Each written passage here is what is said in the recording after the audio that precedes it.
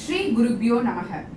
பொய்கையார், பூதத்தார், பேயார், புகழ்மெழிசை, ஐயன் அருள்மாறன், சேரலர்கோன், துய்யப்பட்ட நாதன், அன்பர்த்தால் தூளி, நற்பாணன், நற்களியன் என்று மணவாள மாமுனிகள் கூறிய பொய்கையாழ்வார், பூதத்தாழ்வார், பேயாழ்வார், திருமழிசையாழ்வார், நம்மாழ்வார், குலசேகர ஆழ்வார், பெரியாழ்வார், தொண்டரடி பொடியாழ்வார், திருப்பானாழ்வார், திருமங்கையாழ்வார் இவர்களுடன் மதுரகவி ஆழ்வார் மற்றும் ஆண்டாளுடன் ஆழ்வார்கள் 12 பேர்.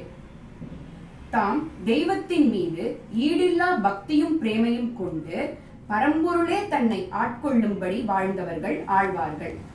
ஜீவாத்மா பரமாத்மாவிடம் ஐக்கியமாவதற்கு பக்தி மார்க்கத்தின் மூலம் வழிகாட்டியவர்கள். எவ்வாறு இவர்கள் ரிஷிகளை விட உயர்ந்தவர்கள்? ரிஷிகள் யாகம், தவம், ஹோமம் என செய்து இறையருளை பெறச் செய்தனர்.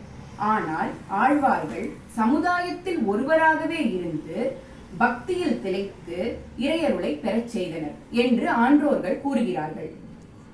இம்மார்கழி மாதத்தில் 12 ஆழ்வார்களை பற்றி நாம் கேட்டதையும் படித்ததையும் எமக்கு தெரிந்த நடையில் உங்களிடம் பகிர்கிறேன்.